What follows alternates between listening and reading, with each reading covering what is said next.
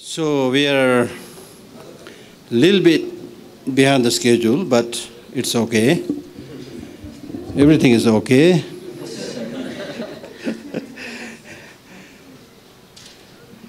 Good evening, everybody. You are not responding.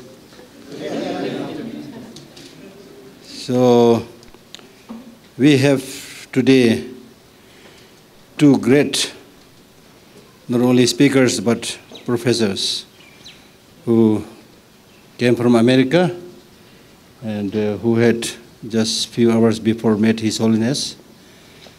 And so I'm very happy that Geshe Lobsang managed to bring these two great scholars. And I'm thankful to you for sparing this time amidst your very busy schedule. Although we put your bio and everything on the notice board, but I'm very tempted to read a little bit, so that will make my life easier also. So we have two great professors, and for the first time in the history of library, two great professors and brothers giving the talk. So welcome you, dear brothers. Professor David Wolpe, named the most influential rabbi in America by Newsweek magazine, and one of the most influential Jews in the world by the Jerusalem Post. Professor Rabbi Wolpe is of Sinai Temple in Los Angeles, California. He previously taught at the Jewish Theological Seminary of America in New York, the American Jewish University in Los Angeles, Hunter College, and UCLA. Rabbi Wolpe's work has been profiled in the New York Times, and he is a columnist for Time.com. He regularly writes for many publications, including the Los Angeles Times, the Washington Post, his own faith website, the Huffington Post, and the New York Jewish Week. He has been on television numerous times, including the Today Show, Face the Nation, ABC This Morning, and CBS This Morning. In addition, Rabbi Wolpe has been featured in series of PBS, A&E, the History Channel, and the Discovery Channel. Rabbi Wolpe is the author of 8 books, including the national bestseller, Making Loss Matter, Creating Meaning in Difficult Times. Rabbi Wolpe's new book is titled David the Divided Heart. It was a finalist for the National Jewish Book Awards and has been optioned for a movie by Warner Brothers. And then in terms of the honors and awards that he has received, I don't think we need to read all of them. But you don't need to read any of them. Yeah, no, you need. When I give a talk, people say good things about me, I feel happy, you know. So I'm joking. So I really want to say a few things, honors and awards. Named among the 500 most influential leaders in Los Angeles Business Journal 2016. Named second among world's smartest speakers in national surveys and so forth. So imagine, just to give you a flavor. I didn't know any of that stuff about you. And then we have I don't like to talk about it. Professor Paul Root Wolfe, PhD, is the Raymond F. Shinazai Distinguished Research Chair in Jewish Bioethics, a professor in the Departments of Medicine, Pediatrics, Psychiatry, and Sociology, and the Director of the Center of Ethics at Emory University. Dr. Wolpe spent 15 years as senior bioethicist for the National Aeronautics and Space Administration, NASA, where he still serves as a bioethical consultant. He is the editor-in-chief of the American Journal of Bioethics Neuroscience and sits on the editorial boards of over a dozen professional journals in medicine and ethics. Dr. Wolpe's work focuses on the social, religious, ethical, and ideological impact of medicine and technology on the human condition. He has testified twice to the President's Commission on the Study of Bioethical Issues in Washington, D.C., and has moderated a panel discussion on the topic of secular ethics between His Holiness Dalai Lama and leading scientists and educators.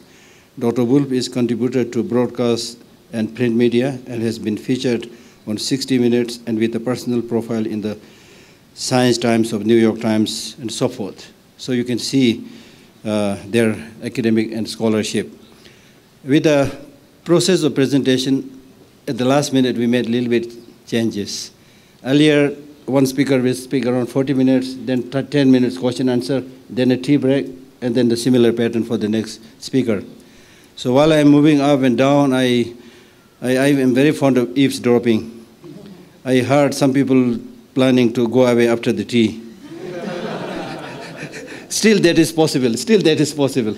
But I really don't want you to miss this wonderful lecture. So the first part before the tea, both of them will speak 25, 20 minutes, whichever is comfortable to you. And then we have a tea break. Then there will be joint comment and question answer. So welcome the professor. Thank you. Okay. Yeah. So it's a great, great pleasure for me to be here. It's always fun for me to speak with my brother. And so what we plan to do is I'll give my talk, then David will give his talk. Then right after the break, I'm going to spend 5 or 10 minutes commenting on David's talk, and he's going to spend 5 or 10 minutes commenting on mine. And that's just criticizing. That's just for us. You don't even have to listen if you don't want to. We just enjoy doing that with each other. So I'm the director of a Center for Ethics. I'm called an ethicist. Technically, I'm not one, because most people who call themselves ethicists have to be trained in a discipline that has a normative element to it, has an element that allows them to make an ethical judgment. So philosophy, theology, religious studies. I'm a sociologist, so I don't do prescriptive ethics, I do descriptive ethics. I try to understand what the ethical sensibility in human beings is, how it changes over time, how it's different in different cultures and different places, and how we can develop an ethical sensibility. But what I don't necessarily do, or I don't believe I have any particular ability to do it better than others, is to say what I think is ethically right and what I think is ethically wrong. Happy to talk about it. I'm asked to give my opinion all the time. But professionally, that's not what I do. I describe the ethical environment. And as a person who has studied neuroscience and who edits a journal of neuroscience, I'm also very interested in the neurological processes of ethical decision-making and also the ethics of emerging neuroscience. With that by way of introduction, I've always loved this quote by Aristotle, who said, "We ought to have been brought up in a particular way from our very youth, as my teacher Plato says, so as to both delight in and be pained by the things that we ought." I think there's a real insight into the nature of ethics in that ethics is both something we are supposed to delight in. Doing the right thing is supposed to bring its own rewards. And yet it also puts us in situations where we have enormously painful decisions to make. And sometimes those decisions are some of the hardest decisions we make in our lives. So what I've been trying to do in my work with secular ethics and with Geshe Lobsang is to bring the Western tradition into conversation with the Eastern tradition and to try to see how secular ethics and the Western tradition might talk to each other. So ethics, of course, was an invention of the Greeks. So, for example, there is no word in Hebrew, in traditional Hebrew, for ethics. In modern Hebrew, the word for ethics is etika, because there was no traditional biblical word that they could use for ethics. Why is that? Because ethics is removing a set of behaviors, that is, how you treat other people, from the general set of expected behaviors that religion asks you to do. And in traditional Judaism, there was no difference between how I treat another person, how I treat God, how I treat my religious obligations. Those were all things I was supposed to do. And the idea of carving out an area that only talks about our responsibility to others wasn't done until the Greeks. The word ethics in the Greeks comes from ethos, which actually means habit, your way of being in the world, your conduct, habit or custom. And that became ethics. So ethics is supposed to be something that you are habituated to. It's supposed to be a way of life that's deeply incorporated into you.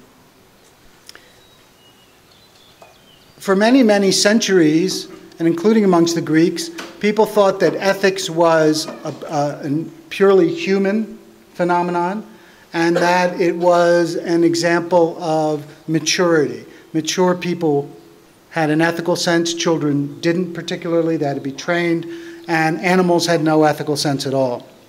We now know that none of that is true. In fact, if you really want to see a wonderful TED Talk, I strongly encourage you to watch Franz de Waal's TED Talk. Franz is a professor at Emory, and he's probably the world's leading living primatologist. He studies primates. And he has this talk where he shows all kinds of animals, monkeys and elephants and other animals who are faced with ethical dilemmas and have to make ethical decisions. And they then, in fact, make those ethical decisions in remarkable ways.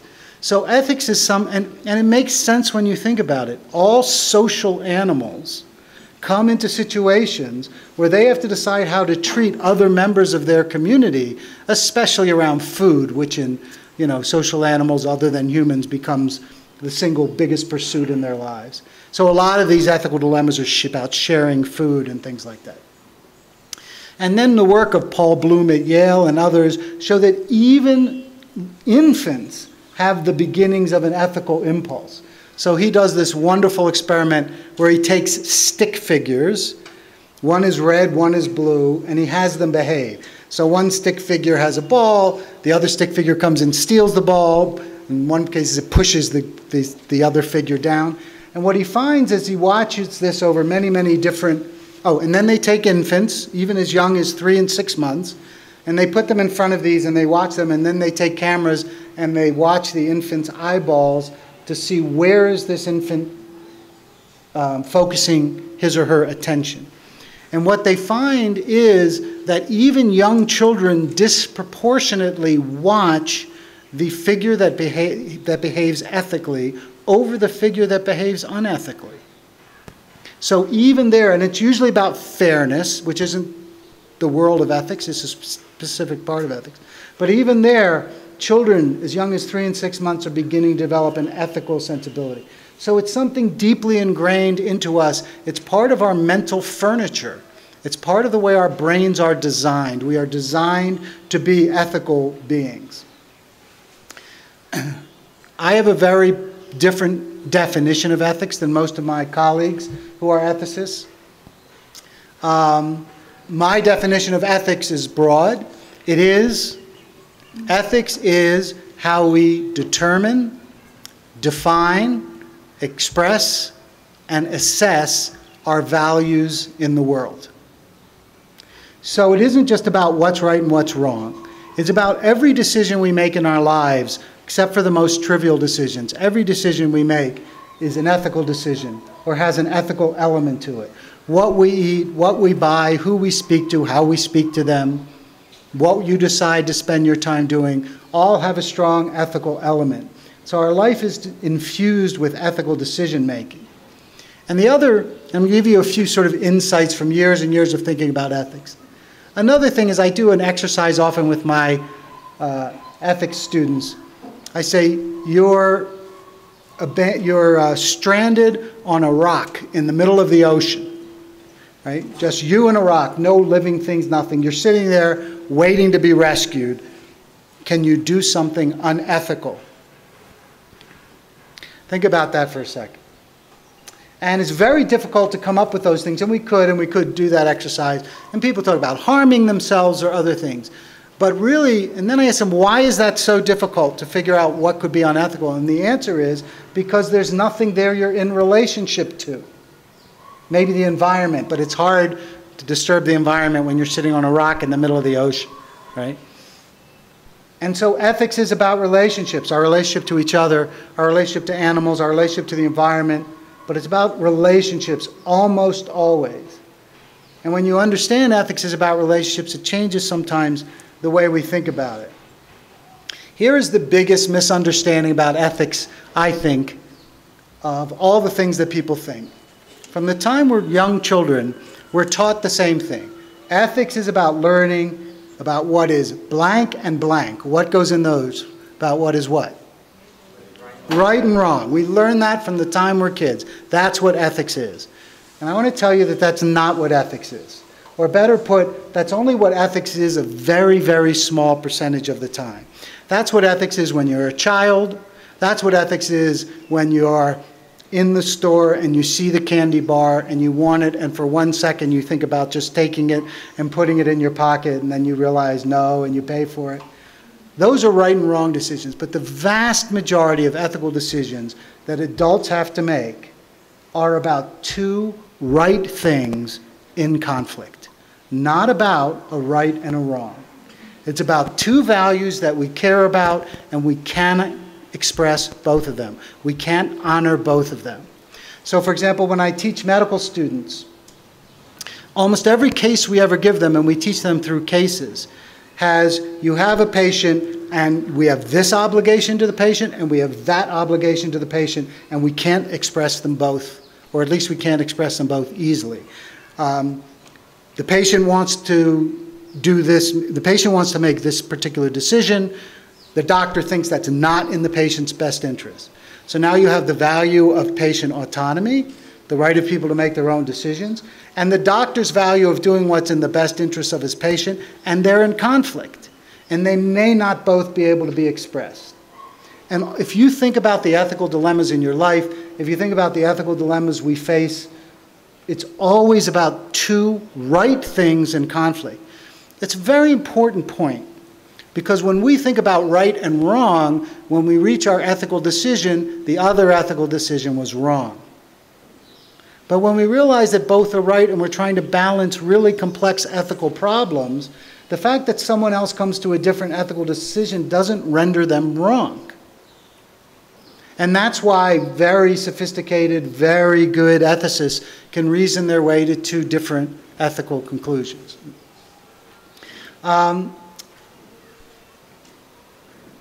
In the Western tradition, ethics was entirely a mental process, right? And there were a whole series of theories that Western tradition came up with on how you make an ethical decision, and they were all based in rational philosophical thought.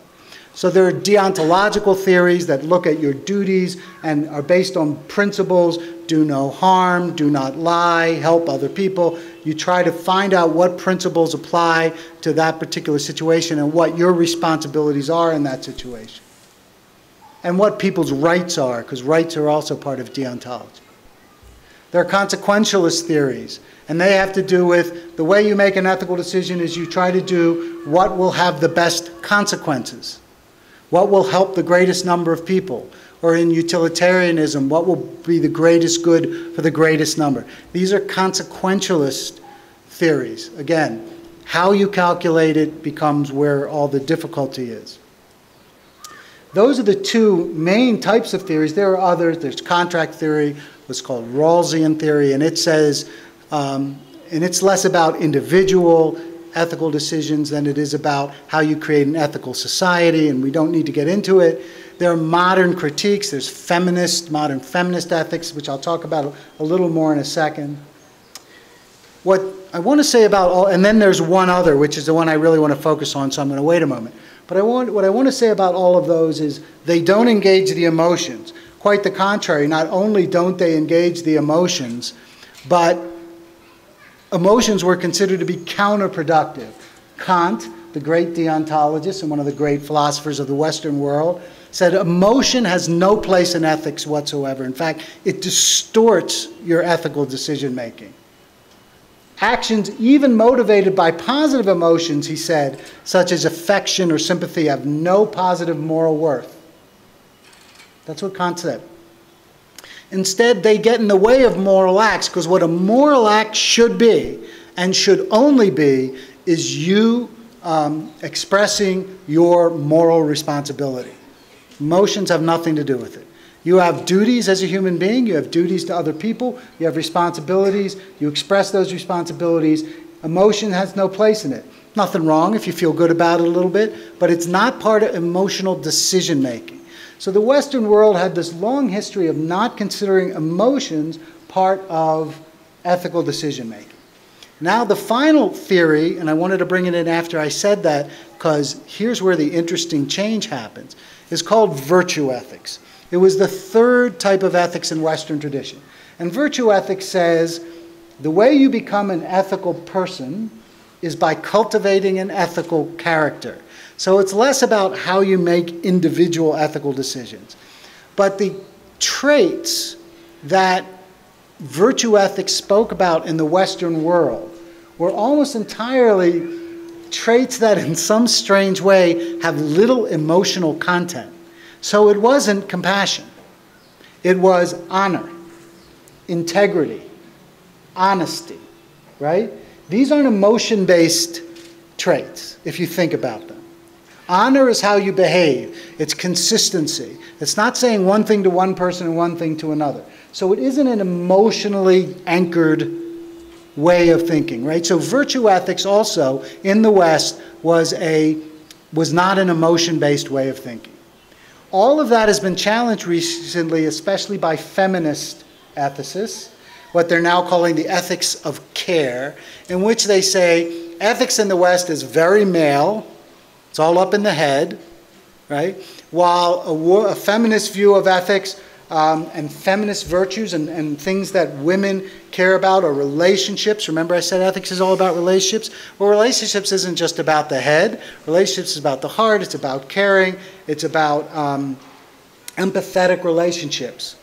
And at the same time that feminism is critiquing Western models, we get His Holiness's view of secular ethics and the power of compassion as being one of the bases for a modern view of ethics. So we have this kind of confluence, this coming together of this Eastern, let's call it an Eastern view, or at least His Holiness's view, and what's happening in the critique of Western ethics in its lack of caring about things like emotional relationships.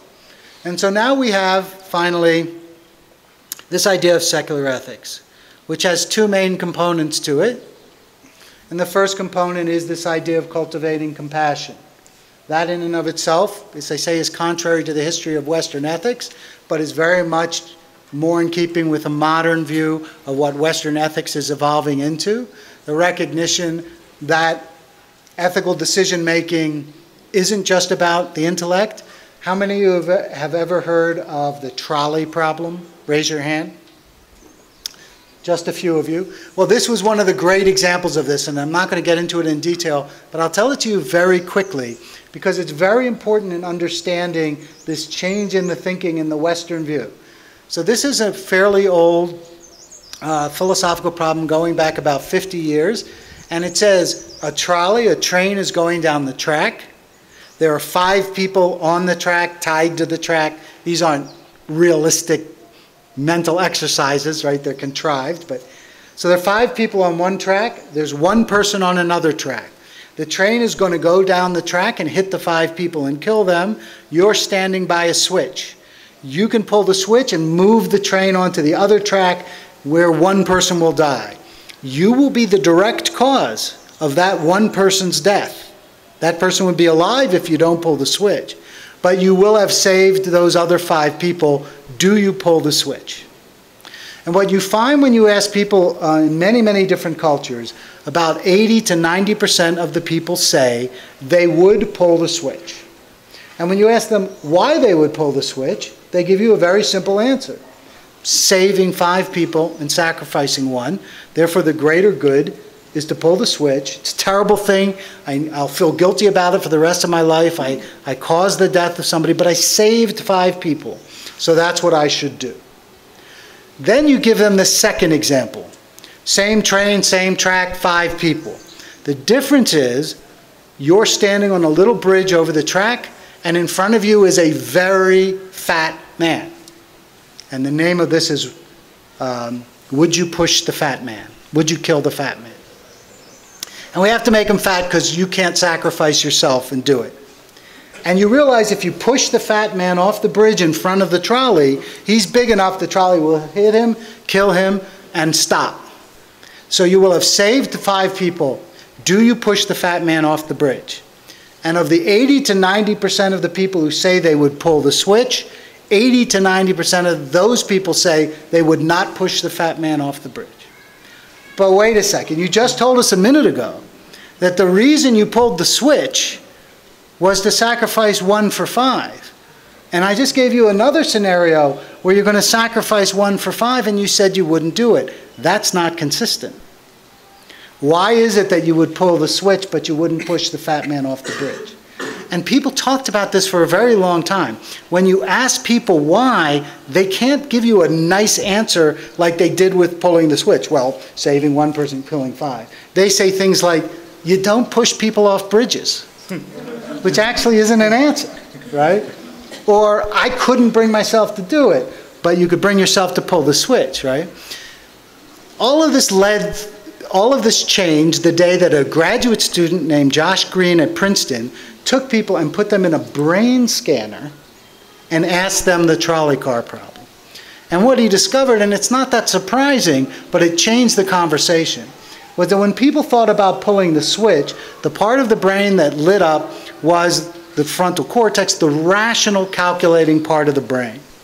When they asked people about pushing a man off a bridge, the limbic system lit up, the emotional part of the brain, which led to a whole conversation that we sometimes make rational decisions and we sometimes make emotional decisions when we make ethical decisions. And when they're together, we have no problem. But when our emotional ethical impulse conflicts with our rational ethical impulse, that's when we have a terrible conflict. I'm going to give you one more example. It's a horrible example, but it really demonstrates this powerfully, and it's called the strangled baby problem. You're in the basement. The bad men are coming with guns. There are 10 of you in the basement, including a baby. Their plan is to kill all of you. The baby starts to cry. You are told the only way to save that group is to smother the baby. If you don't smother the baby, you will all be killed, including the baby.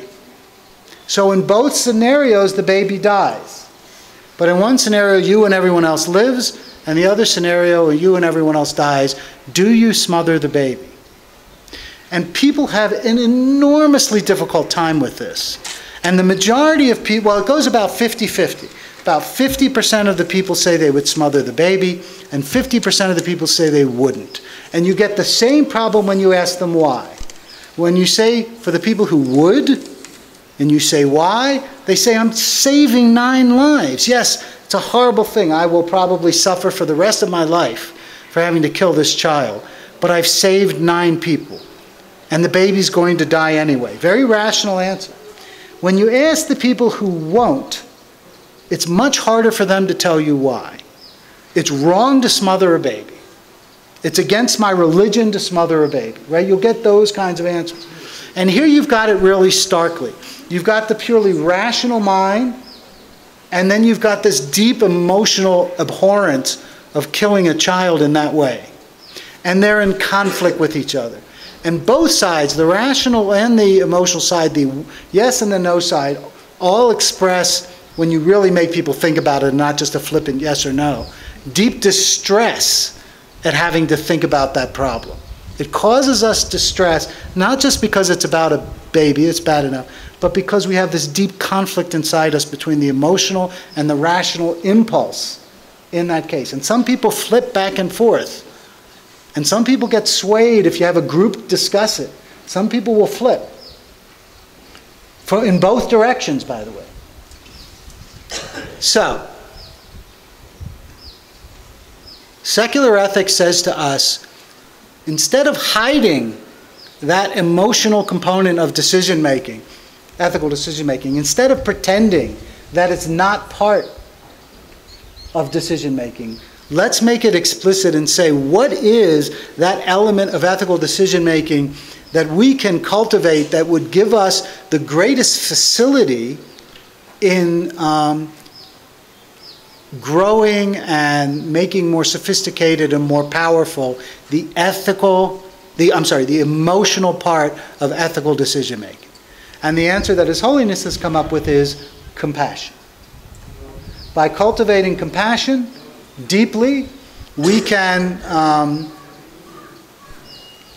strengthen the emotional decision-making part of our ethical decisions. It is universally accepted in every major religion, and even amongst people who have talked about virtue ethics who didn't restrict themselves to these kind of intellectual sides. Compassion seems to be the great candidate for cultivating an emotional ethical decision-making process. And here is what I'd like to say about that, and as the way the Western tradition can move in. The second part of Beyond Religion, of His Holiness's discussion about this, is that we need to cultivate compassion, certainly, and the second thing is that we need to use discernment. Because the problem with emotional decision-making, there are two problems with it. One is it leads us astray if it's the only thing that we use. Many, many ethical positions that people have taken in the past have been based on emotion and have been badly thought out. So in the United States, in my country, for many years, there were anti-miscegenation laws. These were laws that prevented black and white people from marrying each other or having sexual relations with each other. And the reason why was because it's innately unsavory. Both sides think it's disgusting. That's what they would say, right? It was an emotional argument. It wasn't an intellectual argument. And now we see that as a very misguided emotional insight. Same thing with the attitude towards homosexuality. It was a visceral response, right? The arguments against it, yes, there were some intellectual arguments. It harms society and all these things. They were very difficult to defend. But this visceral argument on homosexuality, which wasn't just in the United States, by the way, was used all over the world, right? That was an emotional argument. Or a final example is when cloning first happened, when Dolly the sheep was first cloned. And people started talking about cloning human beings. Leon Kass, who was the head of President Bush's Bioethics Commission, wrote an article in which he said, when something appears to us to be repulsive or disgusting, like cloning human beings is, we have to listen to the wisdom of our sense of inappropriateness, right? This visceral reaction we have to listen to that. There's wisdom in that. And the problem there is just that. It can really lead you astray. So you have to temper your emotional response with discernment. So the Western tradition has been extraordinarily good over many, many centuries at the discernment piece. Really pretty bad at the emotional ethics piece. And we have very sophisticated technologies, very sophisticated ways of trying to make ethical decisions, of trying to discern the proper way to make ethical decisions. And so my final comment for now is what I see as a beautiful way to talk about this in unison between the East and the West is to bring together these two traditions. The Eastern tradition informing the emotional side of ethical decision making and teaching us to do that in a more sophisticated and profound way. The Western tradition leading the conversation in discernment, though of course the Eastern tradition has a lot to say about discernment and teaching, not only in Buddhism but in other Eastern religions, have very sophisticated ways of thinking about discernment, and bringing that all together and trying to learn from each other to create a real modern ethics that draws from both sides and does what I said in the beginning, which is create a way to truly express our values in the world.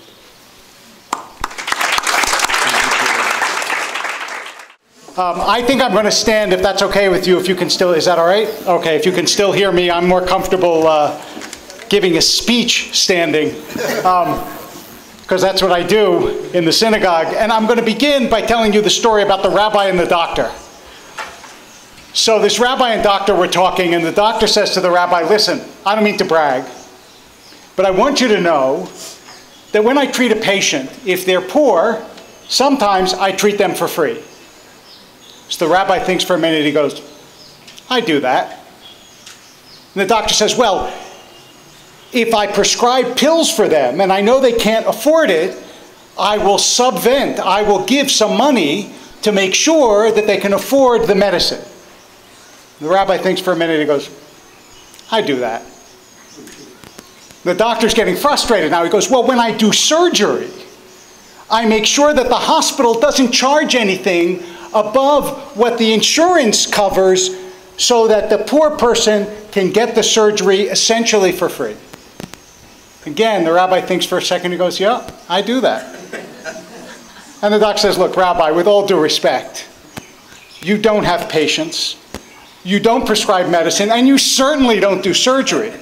And the rabbi goes, oh no, I meant I say nice things about myself too. So I tell you that joke because I'm about to say nice things about the Jewish tradition. We did this, we did that. I'm not going to tell you all the bad stuff, right? If you come up to me afterwards and say, wow, you know, you Jews sound like you really have got it together, all I can say is that we have, you know, all of the same difficulties and trials and infighting and misunderstandings as any other group, but I wasn't asked to talk about that. So I'm going to tell you the stuff that I think we do right, because we do know what it is to be in exile. And for thousands of years, the Jews were in exile. And in fact, the last time that Israel was a state was the last time that Jews, before the Common Era, that is, before we call it the Common Era, before the birth of Jesus, basically, was the last time the Jews had a state in Israel. Before that, it was part, and after it was part of empires. It was part of the Roman Empire, it was part of the Ottoman Empire, it was part of the British Empire, but it was never a separate state. So we've been in exile for a long time. Our language was only a written language. It wasn't a spoken language. No one spoke Hebrew at home for thousands of years.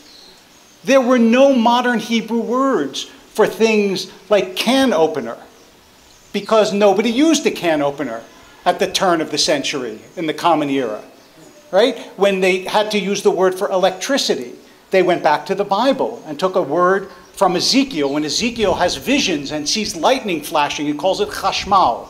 So they decided, okay, that's what we're going to call electricity. They had to almost reinvent a language. So we really do have almost in our spiritual DNA what it is to wander.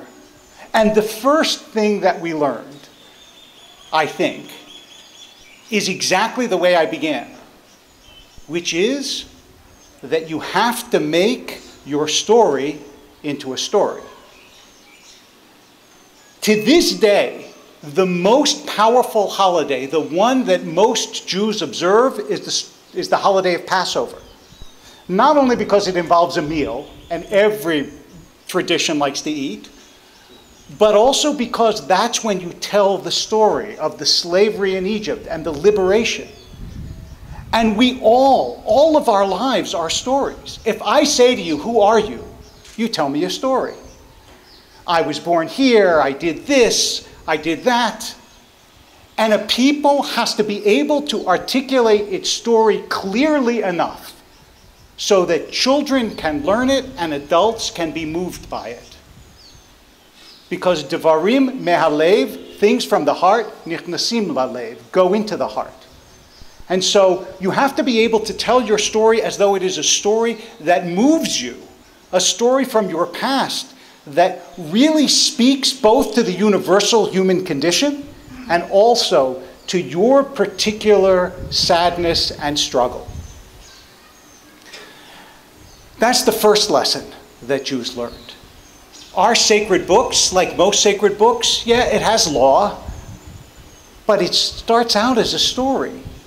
Right? God did this and chose that and went, I'll get back to chose, and did other things, right? And then the people did things. And the stories that we tell, my father, our father, who was, his too, who was a rabbi, said once to me that the holidays of Christianity are events in the life of God, right? They're events in Jesus' life, death, resurrection, so on. But the holidays of Judaism are events in the life of the people. Passover, receiving the Torah.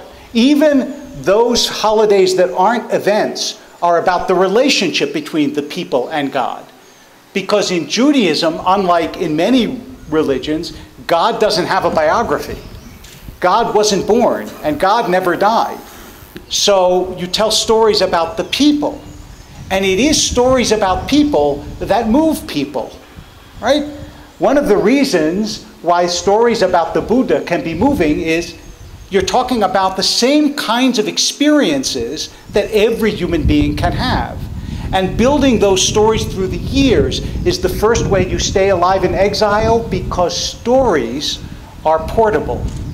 You take them with you. You tell your children and your children's children. And let me, well, I will come to the second point, is family. Family and how you train family and how you transmit is the second way. And I'm going to tell you a brief and heartbreaking story about that shows how powerful it is. After the Holocaust, when 6 million Jews were killed and the Jewish community was decimated, many children had been given away by their parents in the hopes that the people they gave them away to would raise them and save them, because the parents knew that they were going to die. And some were given to convents, to Catholic convents all through Europe, and some were converted and became Catholics and lost their Jewish identity. But after the war, the Joint Distribution Committee, which is a Jewish organization, went to try to find the Jewish children who had been hidden in Catholic convents. But remember that the war went roughly from 1939 to 1945. That's 6 years. So how do you find a 3-year-old who's now 9 and find out if they're Jewish? How do you know? And what they did was they gathered all the children together and they walked among them and they started to sing Shema Yisrael Adonai Eloheinu, and any kid that sang with them, they knew was Jewish, because that was the prayer that every parent sang with their child at night before they went to bed. And the fact that it stayed in their minds tells you that those intimate moments, that is ritual paired with love, that stays. You know, the version of your youth, what you experience when you're young, has an emotional power that nothing else in all of your life will touch. I was discussing with my daughter, who's now 21. She said one of the luckiest things that happened to her in her life was she grew up in real time with the Harry Potter series. Because she lived those books in a way, I read them as an adult. I thought they were great. You can't live them the same way as you live them when you're a child. So when you inculcate a tradition in children, it has a different resonance. And those families and rituals, when combined, the things that you tell your kids, they never disappear. The third is something that actually His Holiness spoke about today in the question and answer period, which is learning and argument. Learning is part of the third of Nobel Prize winners have been Jewish. I don't believe for a second that it's genetics. I don't. There's genius everywhere. But there is an ancient tradition of both learning and also respecting learning. The person, and actually I'm going to come to this in just a second, the person that you would want to marry would be the scholar in the community over the rich person in the community. Unless the rich person was also a scholar, in which case. And that sense of learning, that sense of esteem, that gets built in so that when you're a kid, you know that your parents expect and believe and want you to apply yourself intellectually to the problems of the world. In fact, Maurice Samuel, who is a writer and raconteur on Jewish matters, said, Jews have survived because they decided they were not going to leave this world till they had it figured out. And therefore they will be here forever. Right? That was his. But let me tell you a story about how this works, which is very typical of the community in Eastern Europe. Even though, you will have to excuse me, it is very gender biased. You'll understand in a second. This is from 250 years ago. So a very rich man wanted to find a man to marry his daughter, right? And he gets to pick, obviously. So he went to a yeshiva, which is an academy of Jewish learning. And he went in front of the crowd and he said, okay, I have a very difficult problem from the Talmud. The Talmud is the series of commentaries all argumentative, by the way. There's an argument on every page of the Talmud. One of my teachers, when I started to study Talmud, said when he was a kid and he would fall asleep in class and his teacher would say, what's the story with this? He would say, there's an argument, and he was always right. So this rich man comes before the group and he says, I'm going to pose a problem in the Talmud. Anyone who can answer this problem can marry my beautiful, wealthy daughter. First day, nobody answers the problem. Anyway, it goes on and on. First there are 500, then 250. The last day, there are 3 students left. First one comes to him, answers. He goes, no, I'm sorry. That's not it. Second one, not it. The third one comes, gives an answer. He says, no, obviously there is no one here who is worthy of marrying my daughter. Gets into the carriage, starts to ride away. The third student comes running after the carriage, waving his hands. He tells the driver to stop. And he pulls down the window, and she says, have you figured it out? And the student goes, no, I haven't figured it out. He said, but before you leave, I have to know what the answer is. And the man said, you marry my daughter. That's what he was looking for, right? He was looking for somebody who had a hunger to learn, not somebody who didn't understand and therefore would leave. And that hunger to learn is so important, not only in perpetuating a tradition, but in making the tradition more accessible and acceptable to the rest of the world. Because only, when you're rooted, you have branches. That's what it means. I mean, why do all these people come to hear the Dalai Lama? Only because he's so much of what he is. If he were less of what he is, if he were less rooted in a specific tradition, he would be less universal.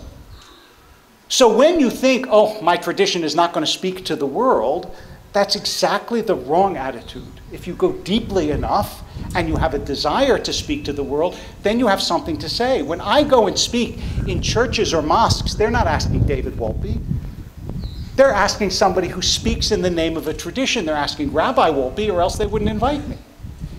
So that recognition, too, is part of what I think any exiled people needs to know, which comes to the next point, and that is that you have to have a sense of mission for the world, not only for your people. Jews believed that the world would be worse off if there were no Jews. They really, they still believe, I believe it. I really think that's true. And because you believe it, then your maintaining yourself is not only for yourself, it's also for the world. And I think that that is true of any great religious tradition. Today, in fact, when we had the audience with His Holiness, he pointed at me and said, what's this business about the chosen people? And I said, yes, Jews do believe they're chosen, but that doesn't mean that other people aren't chosen. You can choose, God has lots of ways of choosing lots of people for different things, right? And as you look around the world, people clearly have had different missions in this world and fulfilled them better or less well. But you have to feel that you're chosen in some ways, both as an individual and also as a people. Look, I feel that I was special to my parents. Doesn't mean I feel like he wasn't, right? They liked him fine. But you have to feel that you really do matter and that you have something to say. And then, and I want to tell you just one story from a congregant of mine about this that illustrates how this works in the world at its best. So there's a woman in my congregation whose name is Janice Resnick. She is a Beverly Hills lawyer. She does, my congregation is, half of my congregation is from Beverly Hills. She does very well. But she's also part of a group called Jewish World Watch. And she has gone to the Congo like 10 or 12 times. And she's worked with people there, and she's worked in refugee camps of people who've left the Sudan. And she's done incredible things. And one day she was in a tent, and the tent was for women who had been horribly violated by the Janjaweed and had escaped, and now they were in these sort of refugee camps, and there were doctors there, and there were, all sorts of people, and she was obviously from a different world. And one of the women said, "Why are you here?" And she couldn't say to her, Judaism teaches me to be here, because she had no idea what a Jew was. So this is what she said. She said, I'm a part of an ancient tribe, and my tribe believes that every human being is an image of God, and that's why I'm here. And that summarizes so beautifully what I'm trying to say. That is, you think you're special, you have a sense of mission, but that sense of mission is in part recognizing the specialness of everyone else and their mission, and not saying, because I'm special, it's about me. And that also allowed the Jews, I think, to even understand persecution as, in its way, a manifestation of specialness.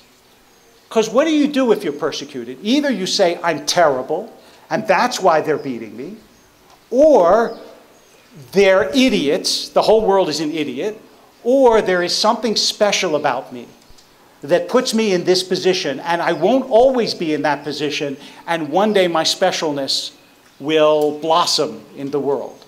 And Jews took that last position. They said, look, yes, there is this terrible thing that is happening to us, but it is part of a larger pattern that will eventually show that there is a reason even for the suffering.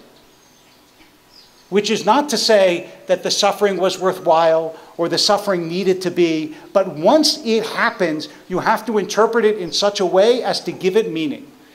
Right? I wrote a book once called Making Loss Matter. And I wrote it that way, not to say that loss necessarily matters, but you have to make it matter. It's not good that the Tibetans were exiled. It's no way that that's going to be good. Nobody can look back and say, boy, I'm glad that happened. But the question is, how do you give it meaning so that it's not just a tragedy? Not just a tragedy. It is a tragedy that has this beautiful consequence, despite the fact that it remains a tragedy. And that leads me to my last story and my final point. So there was a rabbi named Hugo Gryn, who was a Reform rabbi in London. And he used to tell the story until the day he died of being a child in the concentration camp of Auschwitz. And it was winter. And his father took the margarine ration that they got every day and used it as oil to light the candle of the Jewish winter holiday, which is called Hanukkah. And Hanukkah, you light candles on 8 nights. And his father used it to light the candle. And Hugo Gryn, as a child, was infuriated and upset. And he said to his father, what's the matter? How can you do this? Don't you know this is what we rely on to eat? We're in a concentration camp. We have to eat. And his father said to him, my child, we have learned that you can survive for 3 days without water and for 3 weeks without food, but you can't live for 3 minutes without hope. And that's, I think, in some ways, the central message. The central message is that you have to live believing that things can change, because they can overnight. Overnight. I know China seems an impregnable force. So did the Soviet Union the day before it collapsed. Nobody was saying, oh, the Soviet Union's going to collapse tomorrow. Nobody. And then all of a sudden, there was no more Soviet Union. Anybody who has lived long enough, George Eliot, the writer, his real name was Mary Ann Evans, she has a beautiful line. She says, childhood is soothed, childhood is made better by no memories of outlived sorrow. In other words, when you're a little kid and something bad happens, you think it's forever, because you never outlived a sorrow. But if you're an old enough people, then you say, yes, this is terrible, but I remember we lived through that, and we lived through that, and we lived through that. Right? It's what you do as an individual, too. It's what parents are always saying to their children. You'll make it through this, right? So you have to remember that things can change in an instant, and you can change a life in an instant, too. By saying the right thing, by making the right gesture. So yes, I'm going to tell one more story, and with that I'm going to conclude. So there was a rabbi who used to travel around the world and used to sing and tell stories, and his name was Shlomo Carlebach. And once he went to a community in Eastern Europe, And it used to be the Soviet Union, and it was after the Soviet Union had collapsed. And he was singing and so on and so on, and everybody in this small town, either literally or metaphorically, shut the door in his face. Nobody wanted to listen to him, except for one guy who was open and welcoming and wonderful. So as Karlbach was about to leave, he said to him, listen, I have to ask you a question. He said, I understand why everybody in this town doesn't want to engage with me. I understand that they went through the war and then the jackboot of communism, and after that the collapse of the Soviet Union and the end of everything they knew. And they don't want to hear this singing rabbi from the West. I get that. What I don't understand is you. Why are you so open and so warm and so welcoming? And this is what the man told him. He said, look, I am an old man, and I have lived in this town my entire life. And I remember before the First World War, in the middle of winter, a rumor swept through the town that the Cossacks were coming, the Russian soldiers, and they were going to kill and loot and pillage and destroy. And so all the parents from the town gathered up all the children, and they brought us to the rabbi's house. And all night long, in the middle of the night, the rabbi would walk up and down between the children to watch out over us as the parents patrolled outside the house. And I was curled up in a corner of the rabbi's study pretending to be asleep, but I couldn't sleep because it was bitter cold. And in the middle of the night, the rabbi came up behind me and he took his cloak off his shoulders and he spread it over me and he said, good child, sweet child. You know, said the man to Karlbach, it has been almost 80 years since the rabbi spread his coat on me, but it still keeps me warm. And that's what we can do for one another. That is, with a single gesture, a single word, you can preserve what would have been lost, you can maintain what might have collapsed, what would have been cold, you can make warm. Okay, so I'm going to just make a comment or two on Paul's talk and ask him some questions, including whether you should just push the fat man into the baby in the closet. I couldn't get that image out of my head, as awful as it is. But I suppose the thing that I most wanted to ask you about was about being in the rock and self-harm. Because when you talk about all of ethics being relational, what came to my mind immediately is, in classical Jewish ethics, you're always in relation. And that guy on the rock alone is in relationship to God. So he can't harm himself, because to do so is to violate sort of the covenant. Right. I give you this. In Judaism, self-harm is a sin, because your body, as one of my professors put it, your body is like an apartment. That is, you're allowed to use it, and you can put up a few posters, but you can't destroy it because it doesn't belong to you. It belongs to God who gave it to you, and you're supposed to return it in as good a condition as you can when you take it back. So I was curious about that. So two things about that. One is, and I just discussed this because some people ask the same question. Yeah, this is always part of the conversation. One question is whether sin is the same thing as unethical behavior, right? And that's a great question. It's a difficult question. It depends how you think about sin. So I might think of engaging in some behavior as sinful but not unethical. You not only have a relationship to God if you believe you have a relationship to God, you also have a relationship to self. So one way that people never seem to think of that you could be unethical on that rock, and I'm waiting for the student, it's like the student who runs after the carriage. Yeah. I'm waiting for the student to say this to me. The way I could be unethical on the rock is to violate one of my own values. Because then I've violated my relationship with myself. That is an unethical behavior, right? So that's an interesting. About God, it's very complicated. I like to think of ethics as, I think, the reason that the question you ask is a very Jewish question, and other religions too, because as I said, Judaism never separated ethical behavior from general religious obligation. Right. There really was no difference in the Jewish mind between behaving badly towards another person and not keeping kosher. right? In the sense that they were both violations of my religious obligation. Yeah. But in the Greek tradition, starting with the Greek tradition, they did separate religious obligation from relationship one to another. So your question is a question of category. If we think about it from a Jewish perspective, you're absolutely right. If we think about it from a Greek perspective, violating my relationship to God on that rock may not be unethical. So now I want to ask you a question that's going to get one of us in trouble. Which one? Or both. I don't know. It depends. It depends what you say. Wouldn't be the first time. Wouldn't be the first time. When you talked about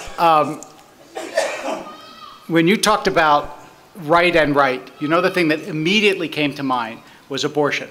Yeah. And the reason that it came to mind is not just that there are two competing values, but that neither side seems willing to acknowledge the value of the other. I have never, ever seen an issue where people are so polarized that they won't give any ethical credibility to the opposite side. The opposite side is just wrong and bad, and I mean, the vocabulary changes on each side. Right. But why is it that that issue is the one issue in public life where it's seemingly impossible to give credence to the people who disagree with you? I actually have an answer for that because I've thought about that a lot. And so don't worry, I'll get us out of trouble. I spent many years as the bioethics advisor to Planned Parenthood Federation of America. Planned Parenthood Federation of America is a provider of abortion services to women in the United States. For years, I tried to get them to take those steps towards the middle. They would not do it. And I thought about that a lot. Why is it? What was the resistance? And I finally understood after thinking about it a lot. I mean, there was the political reason that they, you know, if they took even a small step towards the center, the other side would see it as a victory and would claim, you see, it's what we were saying all along. But there was another reason. Unlike almost any other issue in modern life, abortion is about murder and the views of one side, right? If you say abortion is murder, then abortion is wrong. There's no more conversation about it.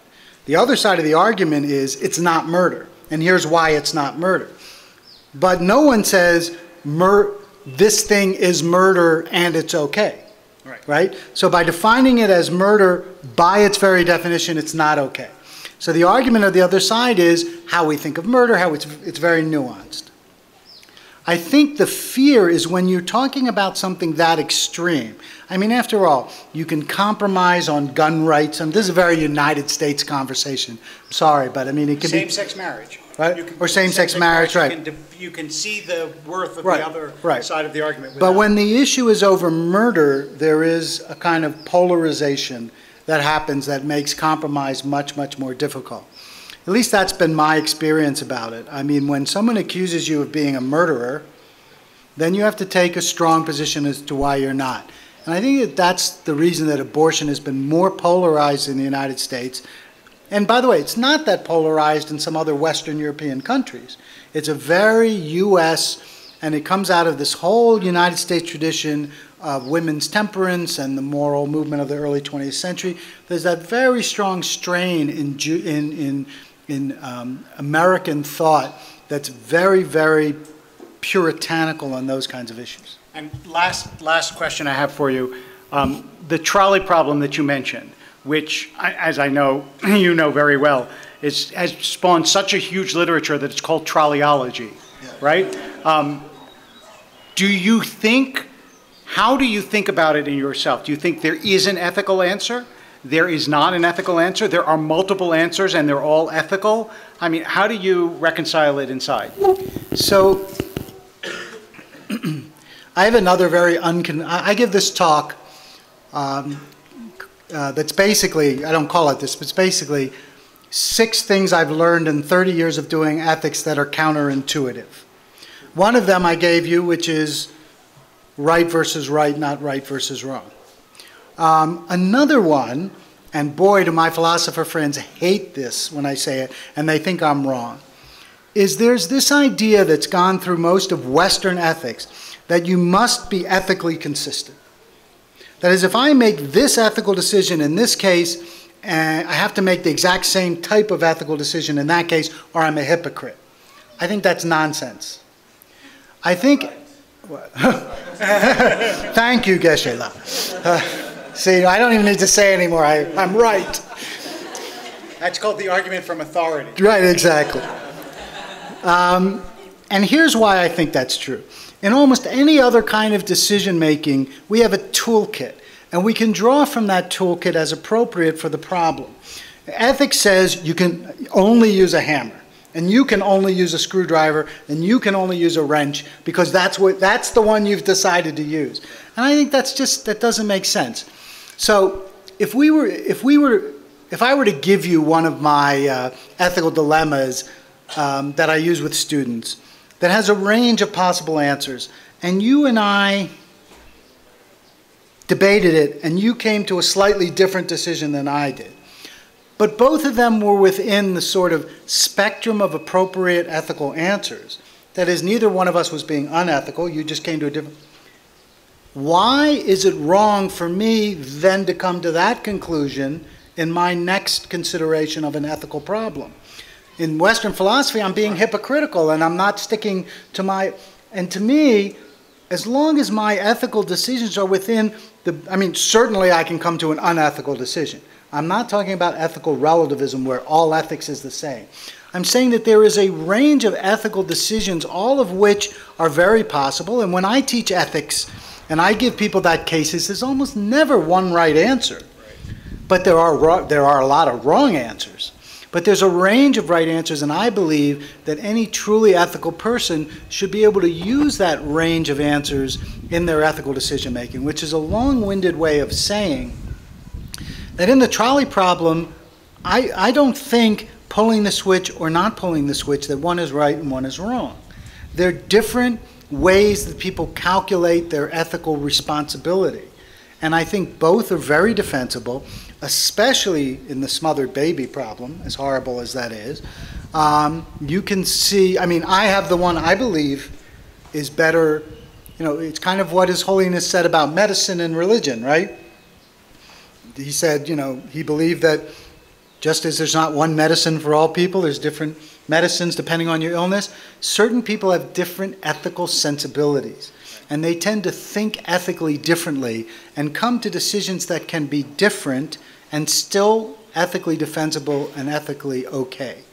And I think that, look, if the trolley car problem gave you an ethical answer versus an unethical answer, it wouldn't be a big problem, and we wouldn't be talking about it 50 years later. We'd have the right answer and the wrong answer. It is just because it's so complex and difficult and people come with different solutions to it, that's what makes it stay alive as a problem. Your turn. My turn. So let us invite some questions. Well, let me make one comment about, a couple comments about his talk first. So I've thought a lot about Jewish continuity also, and David's a rabbi, but I'm a sociologist, I'm a social scientist. So I've thought about Jewish continuity more from a sociological perspective, and I did want to say a couple things about it, none of which are contradictory to anything you said, but just complementary in some ways. I think there are some other things that really were powerful in Jewish continuity. One was a very strong relationship to a single text, right? A core text. That we can go to Kazakhstan and go to the Jewish community in Kazakhstan and walk into the synagogue there and feel completely at home. Right. The rituals are the same, the Torah is the same, and that gives you a kind of universality.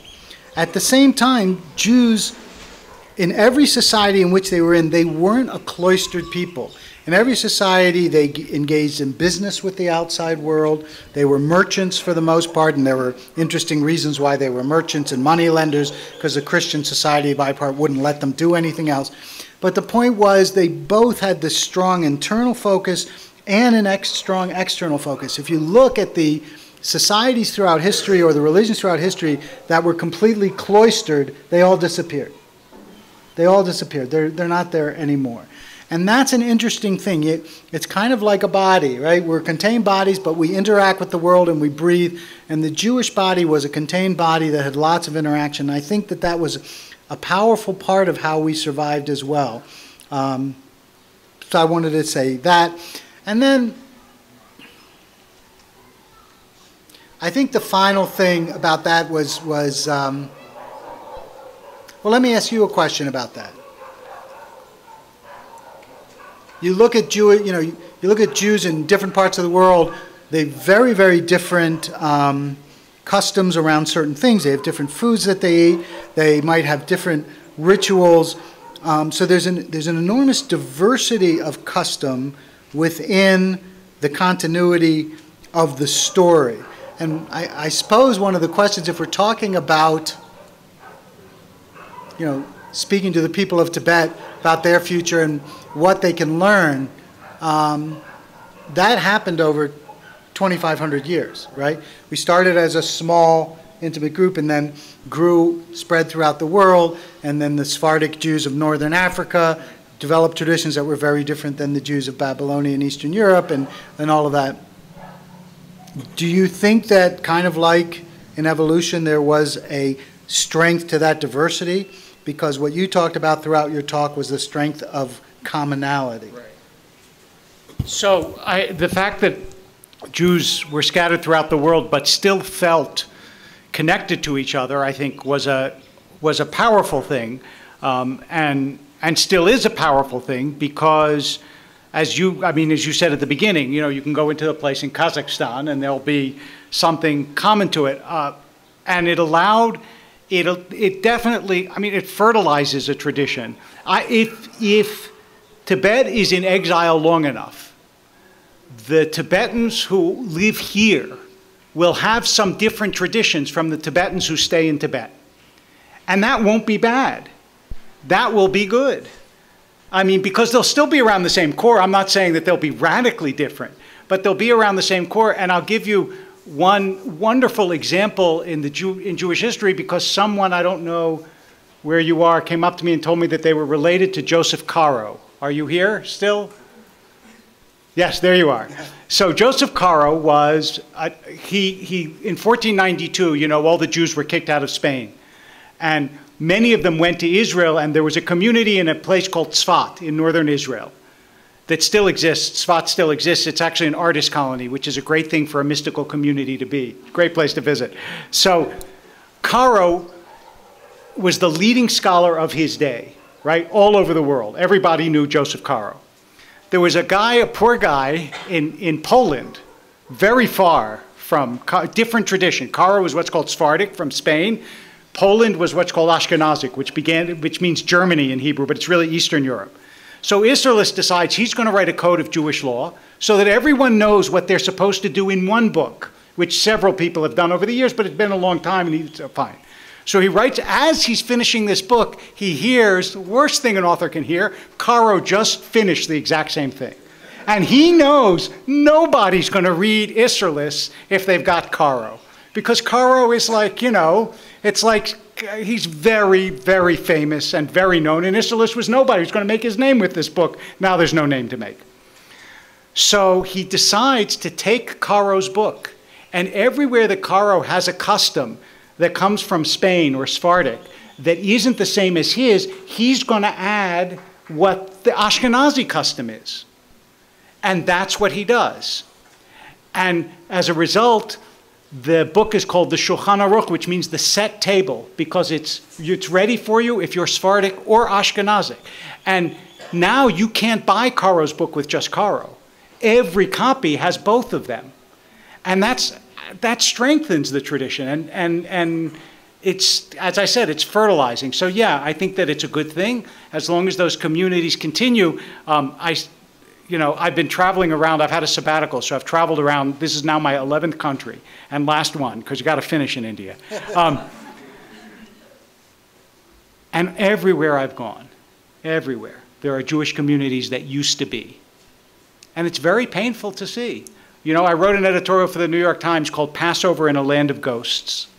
I was in Spain at the time, because Spain used to have this giant Jewish community, now it's gone. So it's powerful as long as those communities can sustain themselves. Now, obviously, Judaism underwent a horrendous catastrophe in the middle of the 20th century, but it's hard to sustain yourself. That's exactly what we're talking about. So those disappearing communities still, I mean, you know, once your synagogues turn into museums, you got trouble. And that's what has happened in a lot of the world to the Jewish world. So we're struggling with this same question. I just wanted to comment on your abortion story, because I think that when you selected the word murder, of course, murder has a very strong meaning. And there are other kinds of debates, like, for example, in debates around either questions about the end of life and end-of-life care, or debates about capital punishment, that these discussions end up usually are about language. And so instead of saying the word murder, you said the word killing, and said that there are two sides where, in both circumstances, rather, something is killed, then it would be a different sort of discussion. And so I just wonder maybe you could comment about the way that we use language to frame debates to either lead or mislead. It's all about, I mean, I wrote an article about this issue around cloning. I mean, around stem cell work. And so what happened was when stem cells first started to be used in certain kinds of technologies, both sides of the people for and against the use of stem cells, which some people saw as akin to murder because they were embryonic stem cells, they both tried to capture how this should be talked about. And one side said, this is cloning, and the other side said, no, it's different from cloning. And there was this whole long, and I quote from different newspapers, there was a long debate about who was going to capture the rhetoric. And whichever side captured the rhetoric was going to win. Right? And what happened with abortion is neither side has captured the rhetoric. And that's just another way of saying what I was saying before. One side says this is murder, and the other side says it's not murder. Both sides agree that it's killing. Right? You are killing something in abortion, but you're killing something when you scrape skin cells off your hand, right? My cells on my hand are alive and they're being shed every day. So nobody disagrees that killing is going on. The question is, what is the valence, what is the emotional power of that death? And does it reach a threshold that we would consider to be wrongful, or, as the one side calls it, murder? I mean, your suggestion of a compromise is a suggestion that's made all the time by people who try to bring the sides together. But as soon as the right says, okay, we're going to stop using the word murder and we're just going to talk about killing, they've lost. Because their moral argument comes from considering it murder. And the second it's no longer murder, now it's just when and where and how do we do it. But if you oppose it 100%, if you believe there should be no abortion ever under any circumstances, then you have to hold on to that word as your moral justification for your position. And so I agree completely with your suggestion, but I don't think that side is going to use it. I want to thank you for the comments you made in this sort of like back and forth, because I think that it actually touches upon a conversation that's going on within the Tibetan community right now that relates to kind of what you said about ethics being trying to decide between two good options but not knowing which one's the good one. And it connects both of your talks. And I think the issue that is discussed often is, should more effort be placed in now trying to preserve the kinds of practices and cultural traditions that Tibet had before the invasion and before the Cultural Revolution?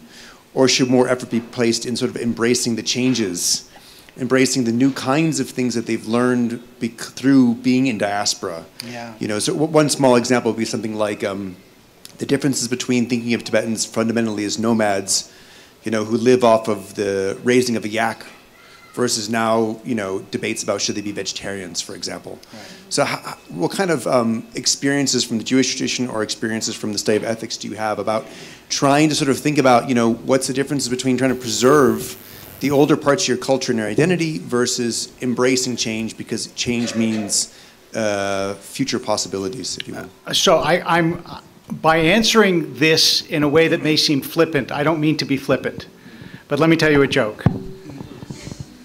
So this is a very old Jewish joke.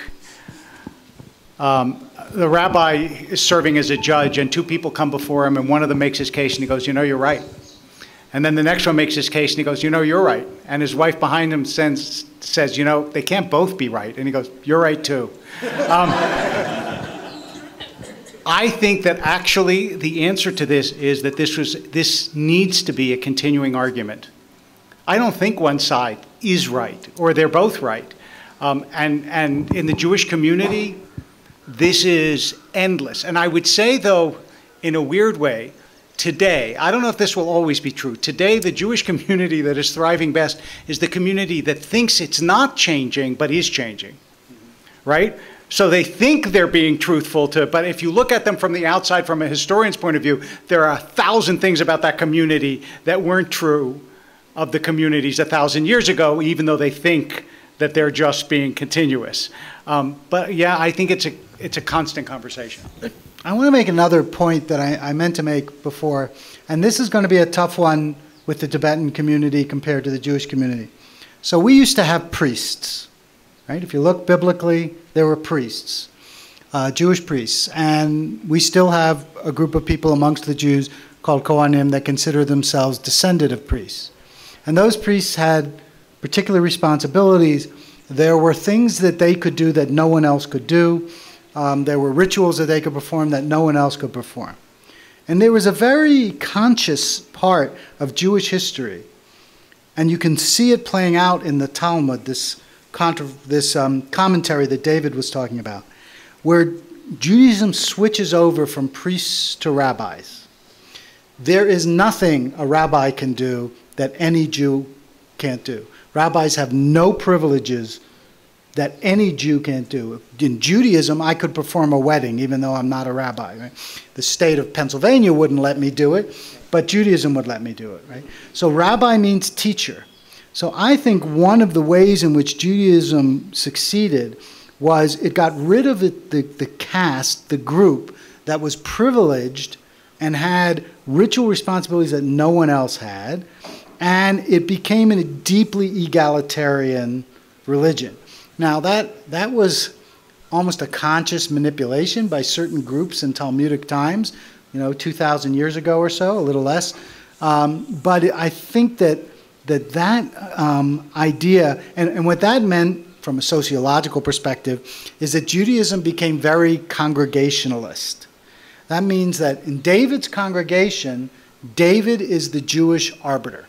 So if there's a question or a Jewish problem, they go to David, David answers it. Next door to him is the next shul, and that rabbi is a Jewish arbiter there, and he might come up with a slightly different answer, and nobody can appeal either of their answers to some higher authority. There is no higher authority. And that, I think, became part of what allowed Judaism to flourish in very different places and be extremely flexible in the way in which it ritually developed. Excuse me if I speak out of place, because I'm neither Jewish or Tibetan. But as far as I know, can you just stand up so we can see you? Yeah, thank you. So as far as I know, Jewish religion is very tied to culture and identity and a sense of place, correct? But what I've heard from being here and being exposed to Buddhist monks, they consider themselves to be keepers of an Indian religion and philosophy, which they themselves do not innately create it or identify with. How do you think your viewpoint, where do you guys see contradictions, similarities to that? Because I think there is conflict between not directly identifying with the religion you subscribe to. So I'll say something about the Jewish understanding, and then, because I don't know how I'm not sure what the difference would be, and I think that's something better spoken to by somebody who knows the Tibetan tradition as opposed to mine. The reason that it's hard sometimes for Jews to explain to Christians in particular what Judaism is about is that Judaism is not a religion. A religion is something that you believe in or you don't believe in. So if tomorrow you accept Jesus as your Savior, you're Christian. If the day after you say, oops, I was wrong, I don't accept him as my Savior, you're not Christian anymore, okay? You can be lots of things, but you're not. In Judaism, if tomorrow I say, you know what, all that Jewish stuff, I don't believe it anymore. I am just as Jewish, according to Jewish law, as I was today. Because Judaism is familial. That is, you're born into it. Now, I say familial because you can also join it, right? Throughout Jewish history, there have been converts. So it's not racial because you can join it. You can't join a race, but you can join a religion. And the only way traditionally Jews have opted out is not by saying, I don't believe in Judaism.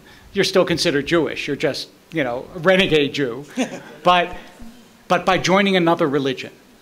Because even though, strictly speaking, according to Jewish law, you can never leave Judaism, practically speaking, somebody who joined the other religion was let go of by the Jewish community. So it's a different kind of configuration that way. And that's why you will get Jews who are not at all observant, who don't keep the laws of eating or the laws of the Sabbath or go ever to the synagogue, and still they want their children to marry Jews. And you say to them, why? And you say, well, because it's who I am, right? Because it's familial, even though it may not define the ritual pattern of their lives. So I don't know how that fits in a Tibetan context. I just don't know. I'm not going to try to speak for the Tibetan context either. You know, it's because my understanding of the way in which Tibetan Buddhists think about Buddhism is different than the way you characterized it, but I'm not going to try to speak to that as someone who's not an expert in that field.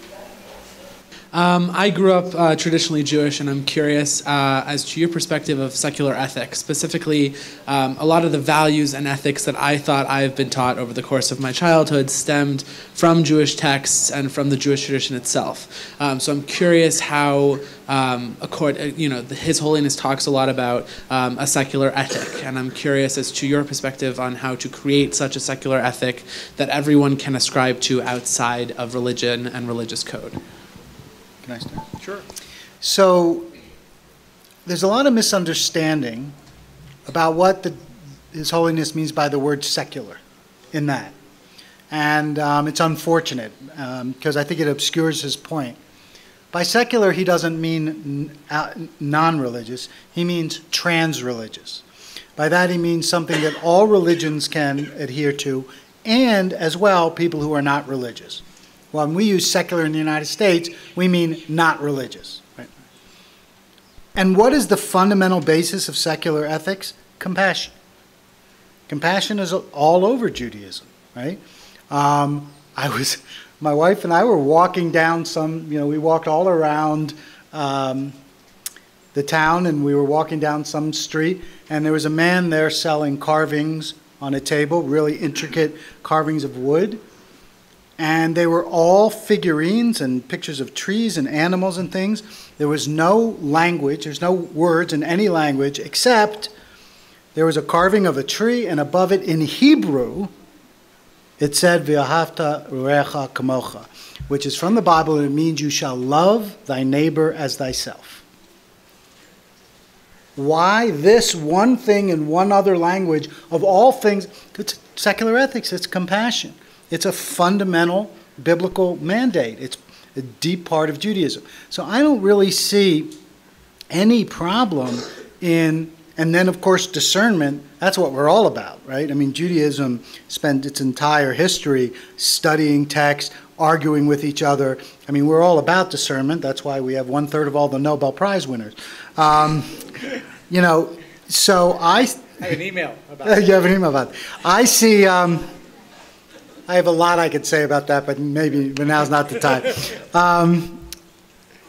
So I see, having read a lot and studied this secular ethics idea, I think it's deeply and easily compatible with Jewish thought, and I think primarily Christian thought also. So I don't really see almost any place where it's going to be profoundly problematic, except for one thing, and that is, while Judaism has this deep belief in the importance of loving one's neighbor and of accepting other people and this idea of relationship, it also has a certain skepticism, like Kant does, of using emotions to make decisions. And it's right. And Kant is right in one sense, and that is, and I said this in my talk, emotions can easily lead you astray. But the kind of compassion that His Holiness is talking about in secular ethics isn't casual. It isn't just the emotions of the moment. It's a discipline, right?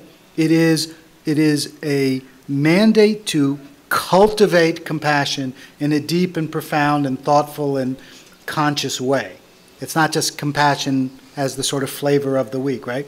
So I think that kind of deep sense of compassion is completely compatible with the way in which Judaism thinks about things. 2 seconds. I just want to end with etymology.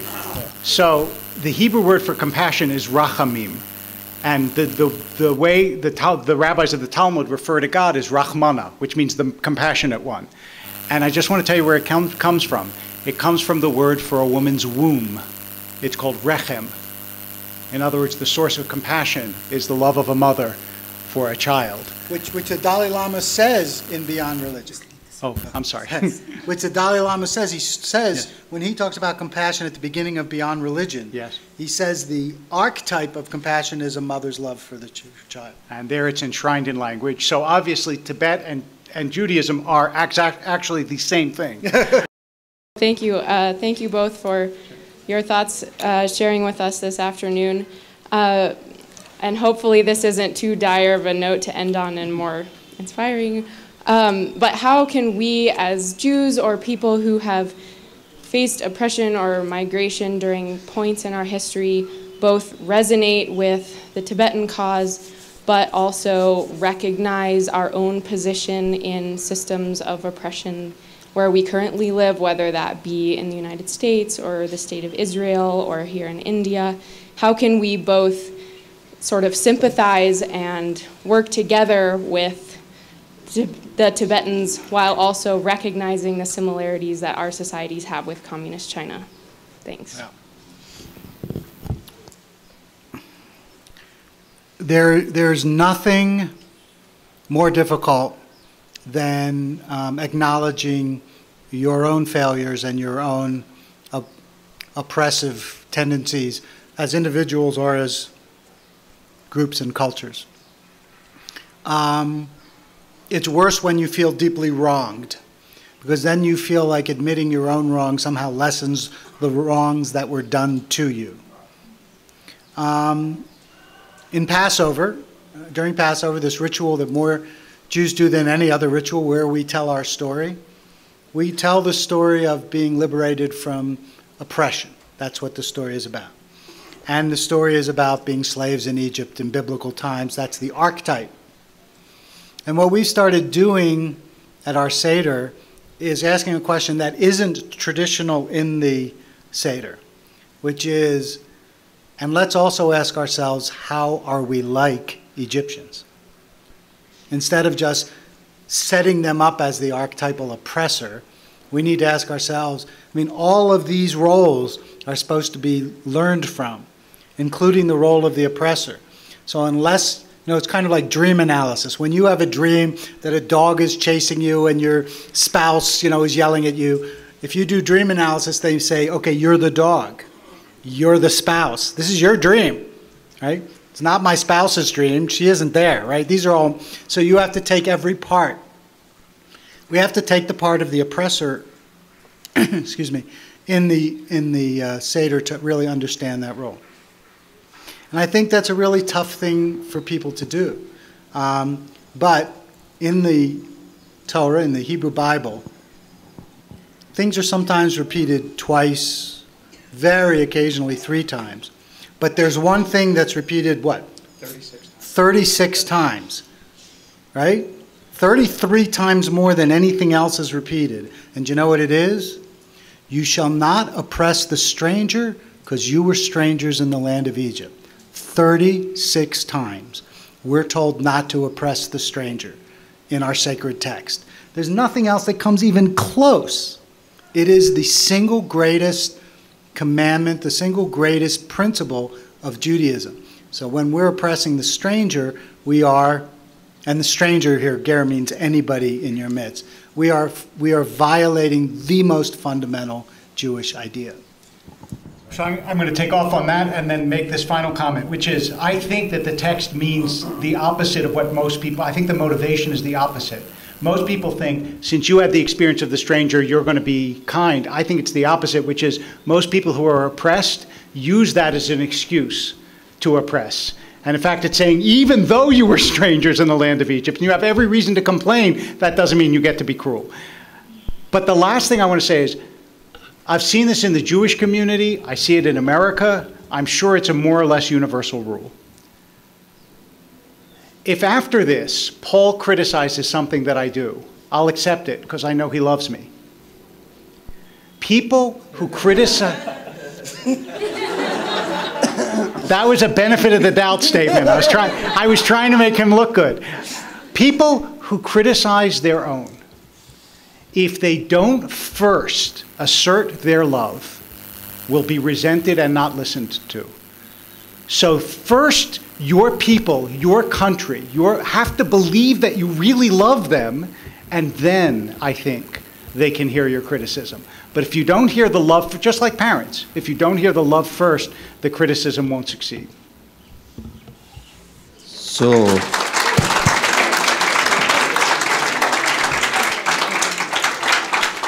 I have a friend. Sometimes we argue, and then out of frustration, he always says, he always has to have the last word. So unfortunately today as an organizer, I have to say this last word. And on behalf of all of these people here, I will try to remember what you two said in a different way, different language. Each of us as individuals have 100,000 different identities. And it is through these identities we make connection, we function, we relate to different people. So you spoke about relationship, which is so crucial, so important. At the same time, even though you have all these 100,000 different identities, you have a core identity that would distinguish you from others. And that core identity is not just a unique identity, but an identity which is meaningful, which is, in the case of the Tibetans, very much related to compassion and ethics, as you mentioned. Now, with regard to the meaning of ethics, it can be very, very complicated, but in the Tibetan tradition, there is a very simple definition where it says ethics means a proper way of life, which means helping others, not harming others. And so this kind of ethics is important because it is through such process, proper way of life means proper relationship to others, that we can flourish as individual, as society. And that flourishment is important, especially in today's world. Because in today's world, when we talk about education, we are talking just about literacy, reading, writing, mathematics, not so much about human flourishment. So therefore, you're also talking about human flourishment. And keeping this core, identity in mind, naturally you have a mission, as you mentioned. And in order to achieve this mission, it is extremely, extremely important. I'm completely in agreement with you that we must teach these values, this meaningful culture to the younger generation. So thank you very much for giving this universal message, and a message which is so much needed, relevant to the Tibetan people. And believe me, I have myself visited Jerusalem 8 times. So I would like to thank you with the Tibetan scarf. It's going to give us scarves.